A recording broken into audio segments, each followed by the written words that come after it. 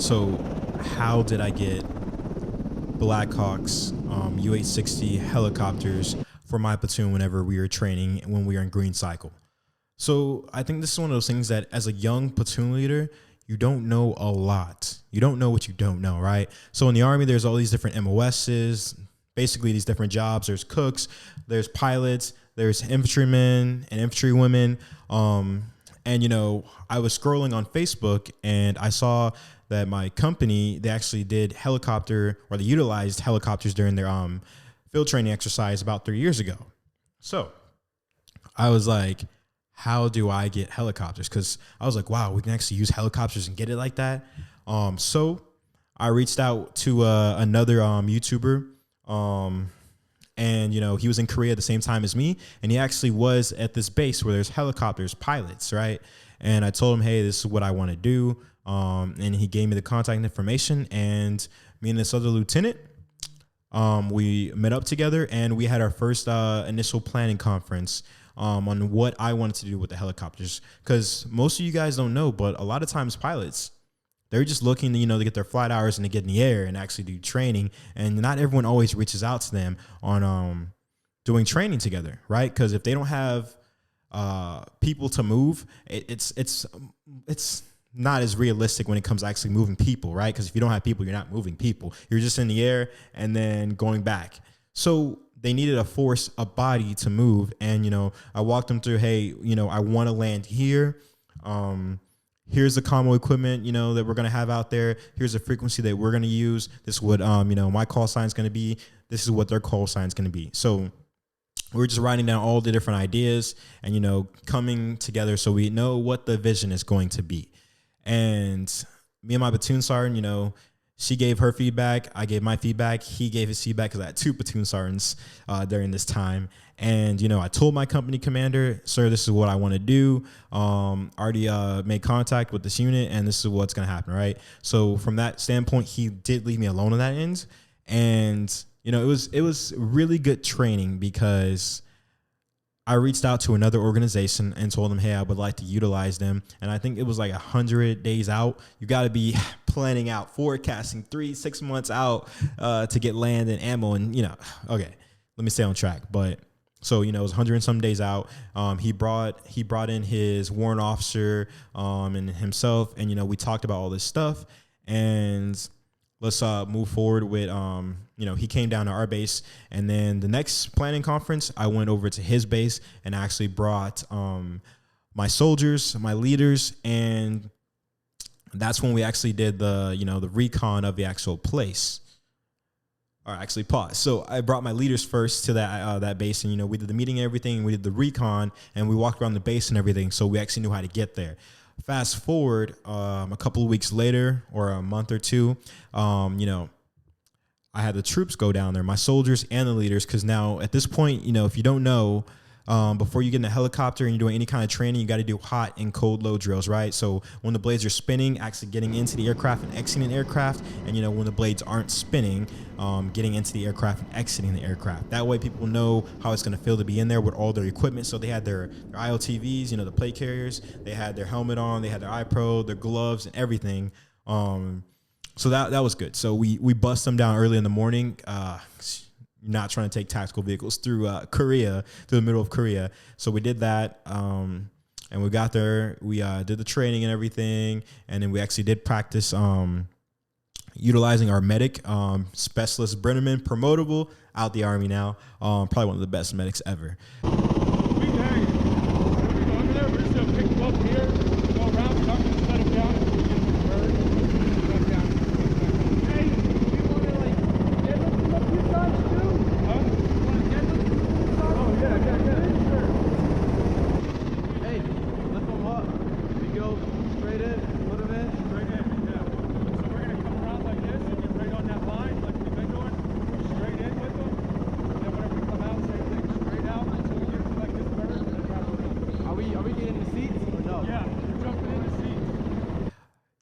So we utilized him to actually coach but train our soldiers on actually getting someone loaded up into the bird, the helicopter, and then getting them out of the bird and all that stuff. So that was great realistic training, making sure that we actually still incorporate our medic into training that wasn't just, all right, sit here at the reins. Be ready in case there's someone gets injured at the reins. So this is one of those things that you can do as a lieutenant, a platoon leader. You can make training more realistic, because that's what leaders in the military need to focus on. Because I guarantee you, there's other soldiers that have never been in the bird. They've never done that. But for our soldiers, we actually got them training on getting into a helicopter and getting off of a helicopter. And then this goes to my next point. When you're a lieutenant, when you're, forget being a lieutenant, when you're a leader, you need to make sure that, you're planning training that's going to be realistic and is going to motivate your soldiers. Because the other platoons, they could talk trash all they wanted, but they weren't going to be, getting in helicopters and doing training like my soldiers were. And when we got there, you should just seeing the look on my soldiers' faces about getting on a helicopter. They're like, one of them actually asked me, I know, PFC Toronto was like, sir, like how hard was it to get this? And, the answer was not hard at all, because they're always looking for a body to move, an element to move. So this is one of those lessons I learned, that if you can make training fun and realistic at the same time, then go for it. Yes, it took more work, because I had to coordinate with them. I had to figure out logistically how we're going to get down, or my platoon sergeant did. And, the products, the con ops, like how is this operation going to look when we actually move a helicopter here? I had to send products up to battalion, because I had to get a major to actually sign off on, hey, this is how many people we're going to move, or how many people the pilots are going to move.